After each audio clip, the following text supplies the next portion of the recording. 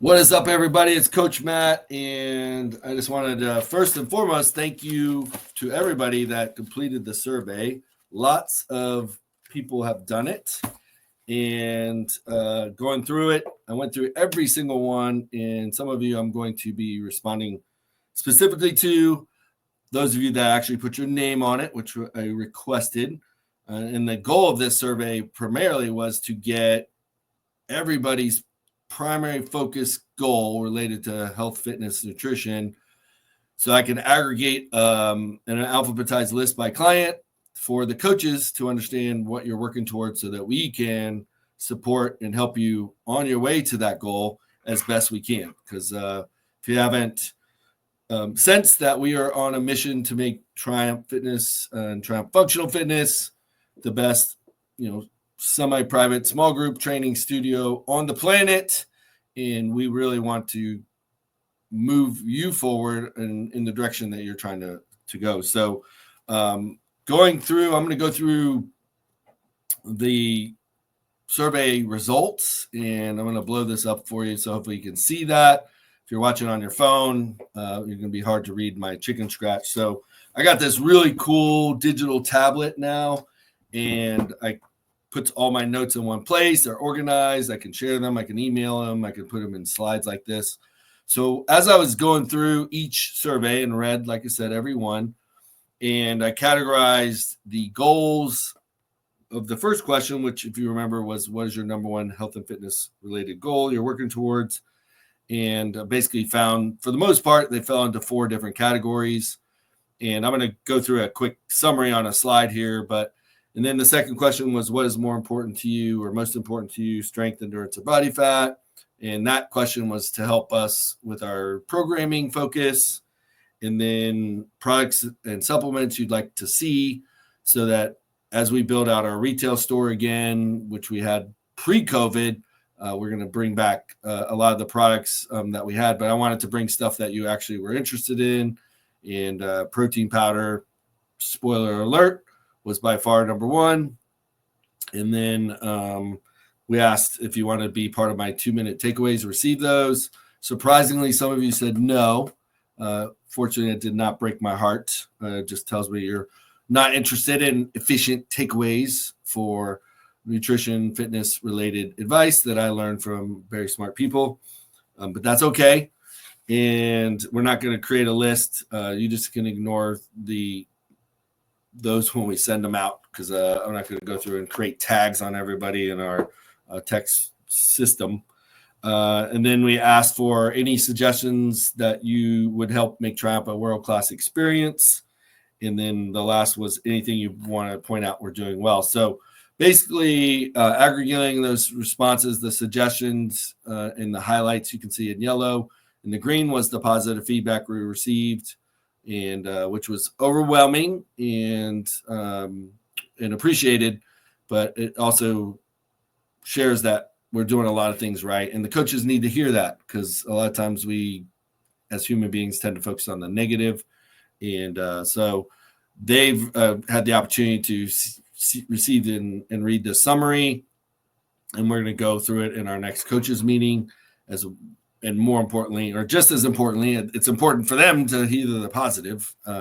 And we'll also go through some of the suggestions. And then us as a leadership team are reviewing those, as well as the product suggestions, to make decisions as we go forward. But most importantly, I wanted you to understand that these were important to me, and they were useful. They're being used, and things are happening because of them. So thank you for taking the time to do that. And let's go into some summaries, the key takeaways. So relative to your goals, and I categorized them into these 4 categories, or these 4 were the predominant 4. But number 1, 34% of the respondents said improving strength, increasing muscle, something to that effect. Number 2, 3 and 4 were pretty close, but number 2 specifically was overall health and fitness, what I call functional health, functional fitness. Number 3, 20% weight loss. And number 4, 19% was body fat percentage or toning up, which in my class, jokingly, I said, don't put tone up on your survey. So the second question, what was most important? Strength, 41%, body fat percentage, 38%, and endurance. So the programming that we do and this emphasis that if you haven't heard, hopefully you're paying attention in class. Hopefully you're coming to TriFit classes. If you're doing Strike Fit, very metabolic, very good activity, but TriFit, our core semi-private training, is geared for strength, body fat percentage, and endurance. And that is what the programming will do if you're consistent. So I love Strike Fit, but TriFit should absolutely be at least one of your classes per week if you are on a TrYumph membership. So that's just my little tip as a functional health coach. And then again, thanking you for all the suggestions and feedback. I've already reviewed them. Some of our key personnel has already reviewed them, and then we're going to go over them in our management and leadership meetings to make and implement decisions. So again, thank you for that. And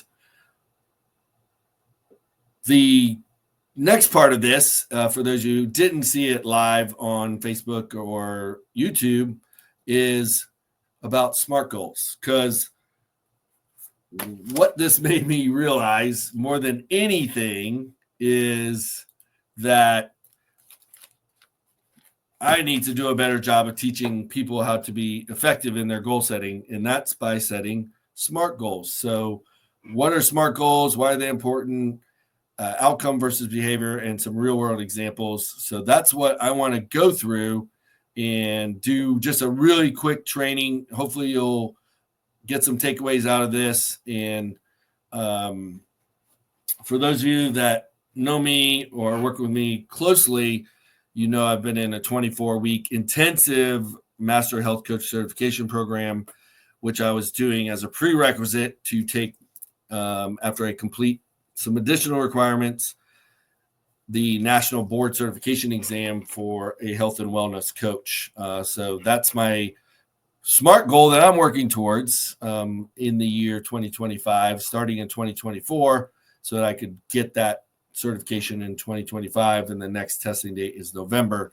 So I'm on track, but this was the biggest prerequisite. Now I have to do 50 documented coaching sessions, 3 90-minute peer guided sessions, and then an oral exam. And that's just to take the national board exam. So these are how goals work. You set the goal, work backwards, and then figure out things that you need to do to accomplish them. And if you learn how to do this correctly, I'm just telling you, you're going to be more effective in your fitness-related goals, your body composition, your strength goals, your personal goals, your relationship goals, your business goals, your parenting goals, your spiritual goals.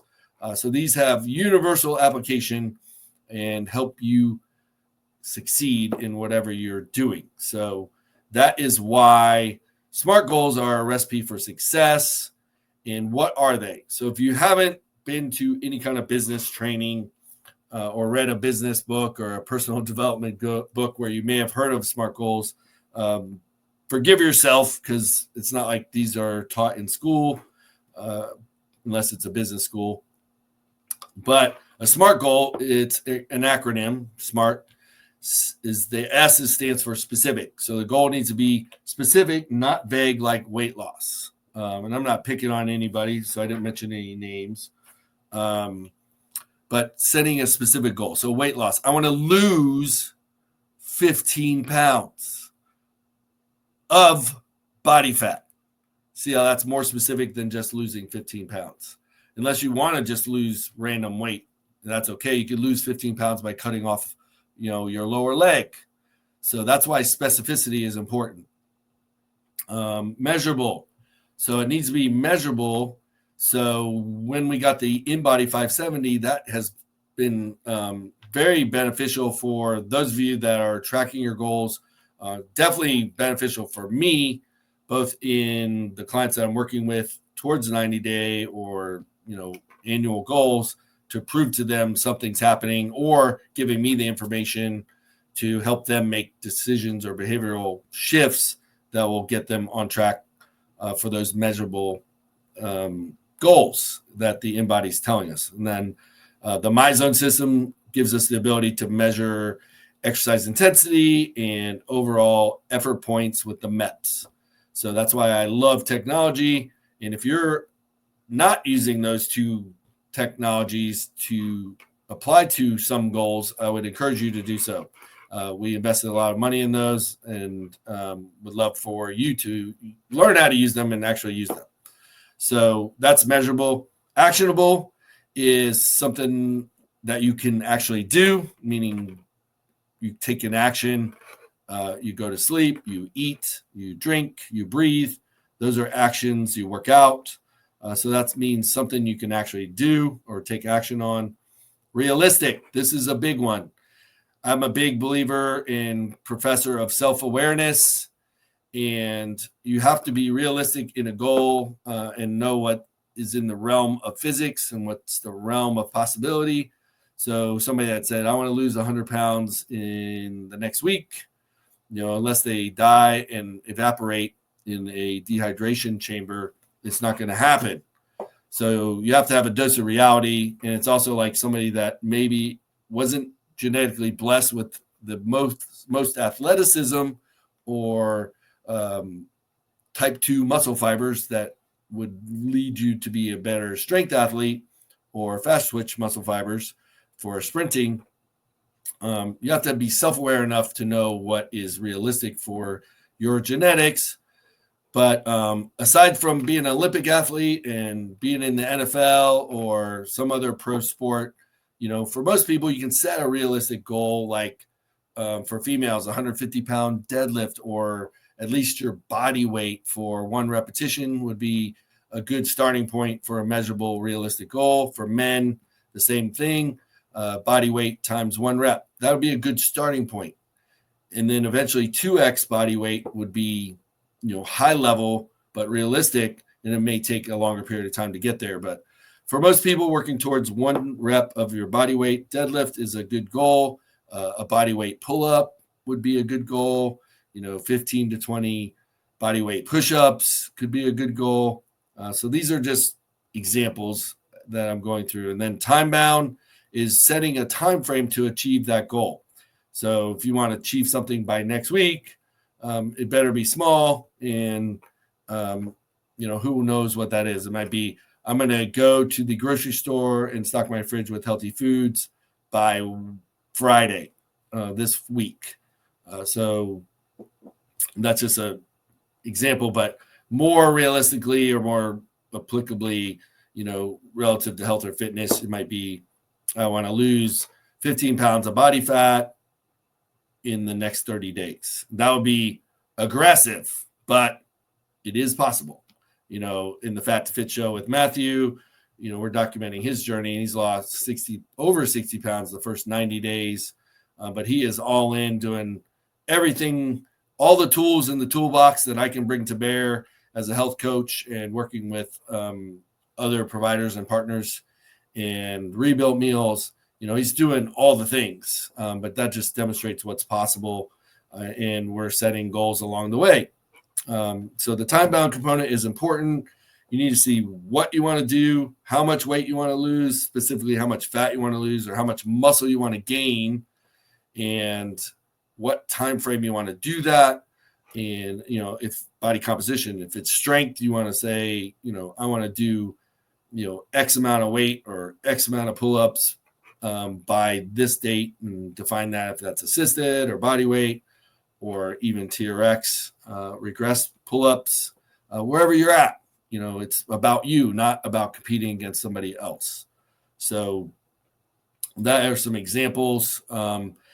Real quick, outcome versus behavior. So outcome goals, we don't always have control over. Like, I'm going to run a 5K in 20 minutes. And you've been training, and you get out there and you didn't realize, and this happened to one of my clients. She did a race in Nashville, did all the training in Florida, got there. It was very hilly, and we don't have hills in Florida. So the hills destroyed her time goal because she wasn't quite trained for that. And then, so you're not always in control. Maybe it's going to be snowing or hyper cold or hyper hot You don't know. You can't always control all the variables in an outcome goal. They're not wrong to set, like deadlifting 100 pounds is an outcome goal, but you might not be able to control the variables to create the time frame you're trying to do it in. Sleeping 8 hours a night, you can't always control the variables there. Power goes out, a kid gets sick, stuff like that. But still have outcome goals, but the important thing for lasting success is really creating behavior goals, like the behaviors you need to achieve an outcome goal. Those you typically have control over. So relative to the 5K, running for 20 minutes 3 times per week for the next month.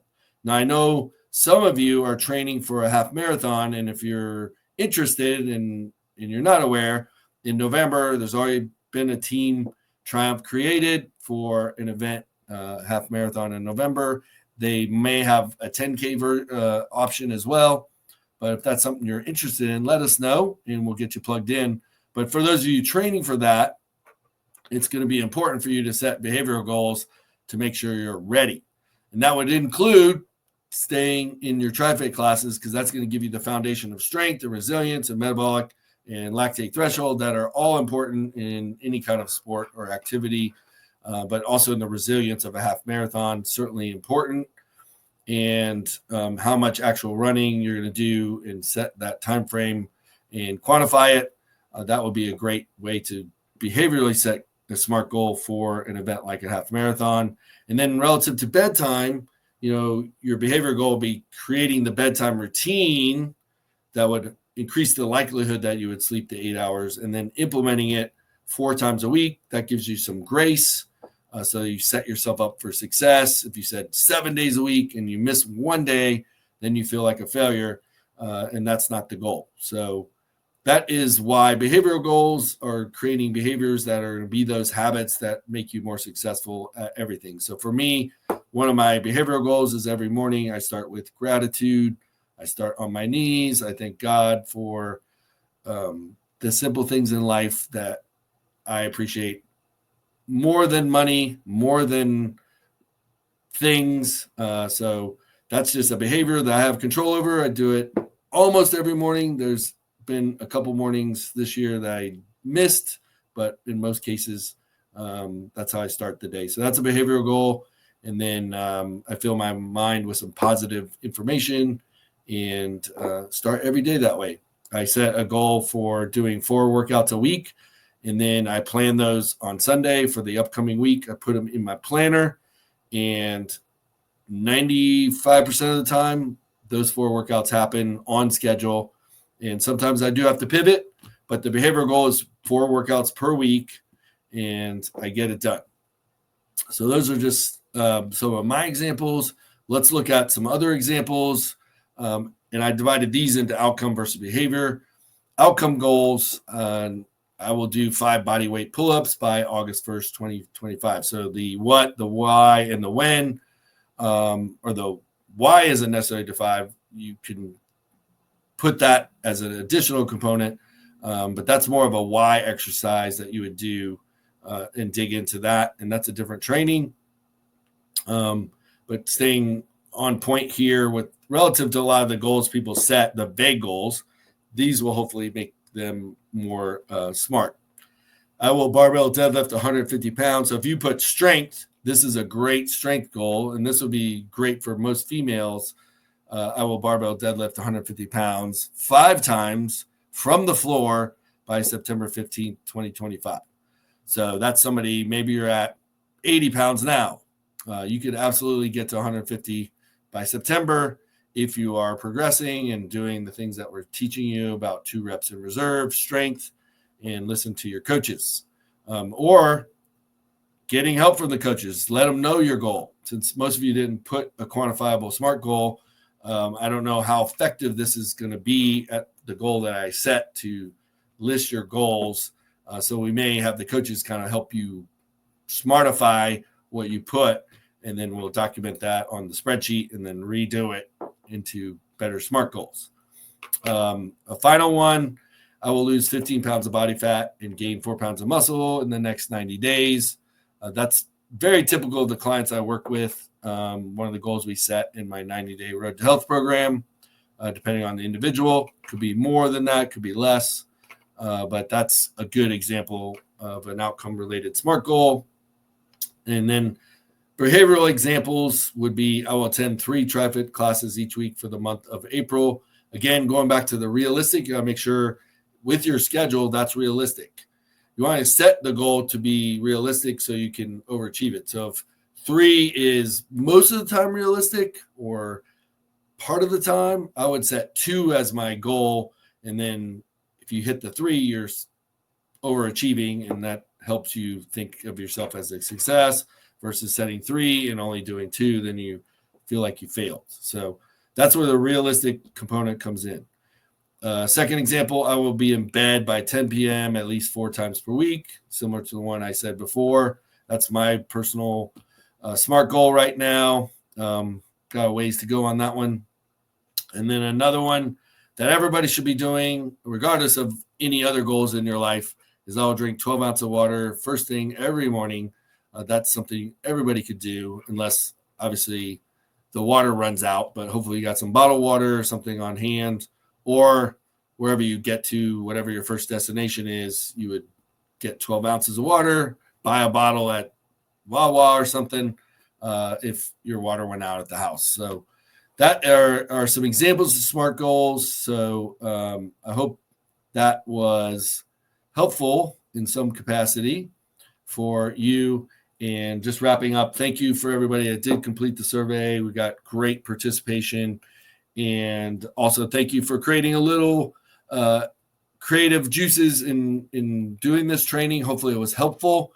And the coaches are going to help you set SMART goals related to the vague goal that you put on your survey, so that my original goal of getting your SMART goals on a 1-page document alphabetized by client so that our coaches could help serve you better. We got some more work to do on that, but it'll be a good exercise for you and for us to get to that end point and then ultimately help you achieve the goal. So that is a SMART goal training and survey review, and hope everybody's doing great. And remember that strong is young and the why is TrYumph is you. And we got some exciting things coming, which I'll be sharing in the near future. So stay tuned for that. Make it a great week. Stay strong, my friends, and we'll see you in class. Take care.